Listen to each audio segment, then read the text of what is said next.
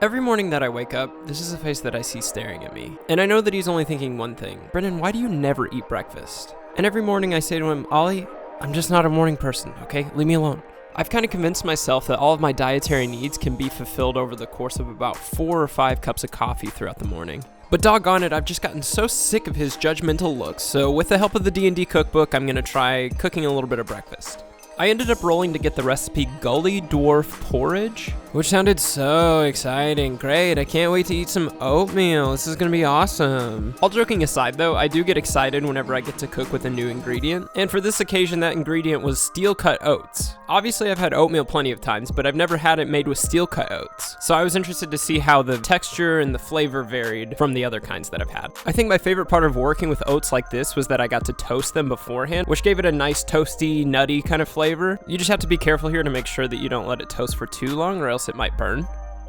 Trust me. But yeah, other than that, this seemed like a pretty standard oatmeal recipe. As I briefly touched on earlier, this is found in the Dwarven section of the Heroes Feast cookbook, and I was completely unfamiliar with what a Gully Dwarf was, so I got to do a little bit of research into that. And I'll say everything that I was able to find on them was less than glowing. Gully Dwarfs appear to be sort of the vagrants or vagabonds of D&D society, and they're typically seen as dirty or just unrefined. Like for example, even in the cookbook itself, in the description for this dish, it even accuses Gully Dwarfs of sometimes drinking bathwater. And it says that other groups within Dwarven culture tend to call their version of this dish dirty porridge. So that didn't really help excite me for a dish that I already wasn't that excited to make anyways, but I pressed forward.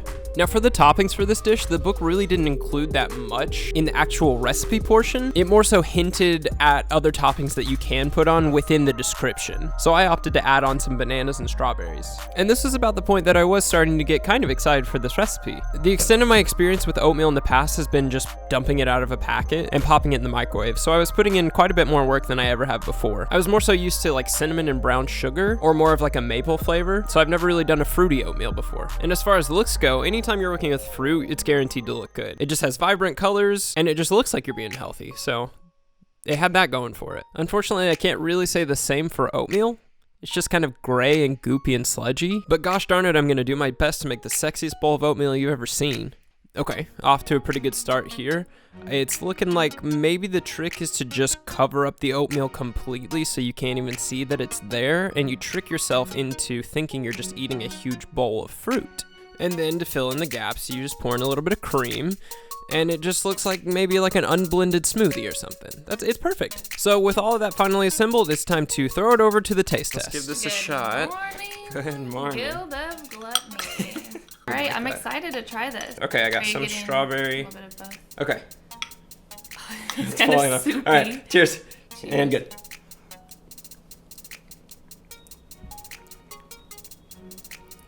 Tastes like oatmeal. It tastes just like oatmeal. You don't like it. It's not my favorite, but it's not gross. That's what we're aiming for. Yeah. The thing that I will say it has going for it, it's easy. Okay. I had it done in almost no time, so. And the cleanup was easy. And it seems like a pretty hearty breakfast. Like, I think it'll stick with us. Mm-hmm. What do you rate it? You need like a rating system. Yeah, I'll think of it D&D related. 5 goblins out of 5. All of your friends that play D&D are gonna hate me for even saying that. Actually, no, I'm down with that. Are there goblins? There are goblins, yeah. Okay. There's this kind of a trope where there's these little dragon figure, little dragon creatures called kobolds, and they're hiding in a trench coat and pretend to be people. So maybe it could be like. I give it a 5 kobolds in a trench coat out of 10. I don't know. I'll come up with a rating system, but for this one, I give it 3 kobolds in a trench coat out of 5. It's fine. It's not great. It's better than the amount of work that went into it, I feel like. And so slightly disappointed with the first attempt, I decided to use a luck point and try again. And Ollie was already licking his chops this morning, which is why I think he wanted me to make breakfast, because he gets the things that fall to the floor. But regardless, this is actually one of the things that I've been most excited about, is trying this specific brand of coffee. It's from a local game store called Cardboard Corner Cafe, found in Overland Park. They have a whole line of these D&D themed coffees, and I just love the artwork that they've put together for the packaging. And I guess it smells good too. But for this attempt at a porridge recipe, I decided to go a little bit rogue. The cookbook's recipe was okay, it just really felt like it was lacking.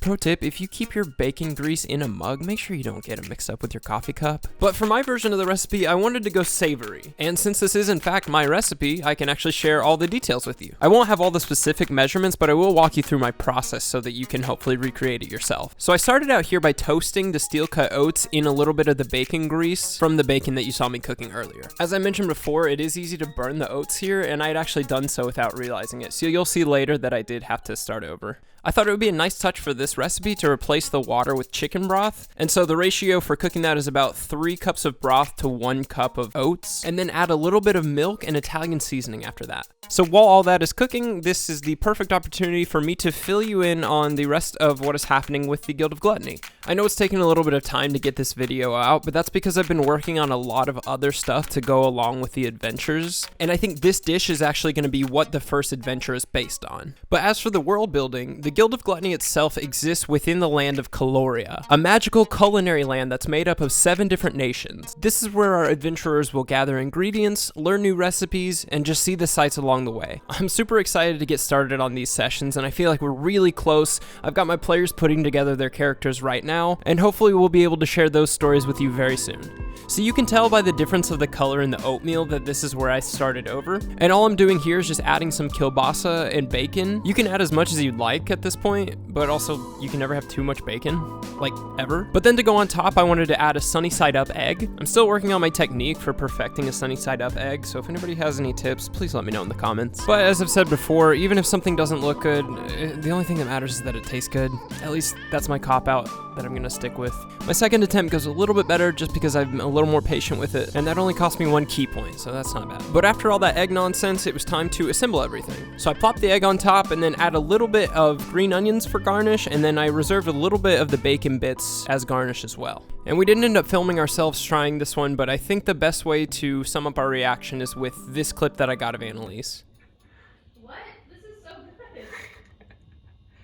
So yeah, sorry we didn't end up filming us eating that. It was just really early. We were pretty tired and we weren't really put together to really even want to be on screen at that point. But yeah, it was really good. It was way better than I think either of us were expecting. And we actually liked it so much that we made it about 2 days later for breakfast again. Again, I'm not a breakfast person, but I think that was a good enough recipe to make me want to eat breakfast. And it really wasn't that difficult to make either. It's the first time that I've ever really like made my own recipe, put together my own recipe. And so I'm really proud of it. I'm really proud of it and really excited to share it so y'all can make it as well. But other than that, I'm gonna keep it short and sweet today, try not to ramble on and on, but yeah, we're real close with Guild of Gluttony, we're close with the adventures, and I hope you guys stay tuned. Thank you guys who have been subscribing. I've noticed several more people subscribing lately, and it's just exciting to see other people getting excited about this thing that I'm putting together. So thanks for coming along, I appreciate it, tell your friends, and I'll catch you on the next one.